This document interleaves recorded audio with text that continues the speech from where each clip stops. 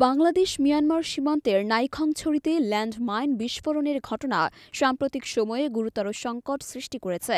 সীমান্ত এলাকায় মিয়ানমারের অভ্যন্তরীণ যুদ্ধ, বিদ্রোহী আরাকান আর্মির কর্মকাণ্ড এবং ল্যান্ডমাইন স্থাপনের কারণে বাংলাদেশি নাগরিকদের জীবন হুমকির মুখে পড়েছে। বিশেষজ্ঞরা মনে করছেন, এই ল্যান্ডমাইন কৌশল আঞ্চলিক নিরাপত্তার জন্য মারাত্মক ঝুঁকি তৈরি করছে। বাংলাদেশ মিয়ানমার সীমান্তে সম্প্রতি দুটি পৃথক ল্যান্ডমাইন বিস্ফোরণে ৩ জন বাংলাদেশি গুরুতর আহত হয়েছেন।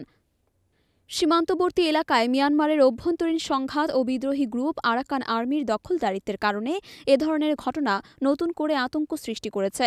নিরাপত্তা বিশ্লেষকরা বলছেন, সীমান্তে মাইন স্থাপনের উদ্দেশ্যে শত্রুকে বাধাগ্রস্ত করা হলেও এটি আন্তর্জাতিক মানবাধিকার আইনের স্পষ্ট লঙ্ঘন।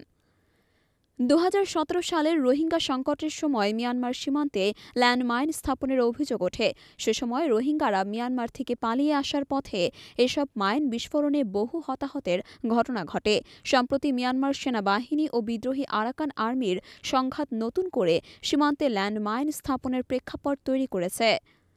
নিরাপত্তা বিশ্লেষক অবসরপ্রাপ্ত মেজর নাসির উদ্দিন আহমেদের মতে, মিয়ানমার আন্তর্জাতিক আইন উপেক্ষা করে যেভাবে এলোমেলোভাবে ল্যান্ডমাইন স্থাপন করছে তা শুধু বাংলাদেশ নয়, আঞ্চলিক নিরাপত্তার জন্যও হুমকিস্বরূপ। স্থানীয় প্রশাসনের মতে, সীমান্ত এলাকায় বিজিবির পর্যাপ্ত নজরদারি থাকা সত্ত্বেও চোরা কারবারি ও গোপন চলাচলের কারণে এ ধরনের মাইন বিস্ফোরণ ঘটছে।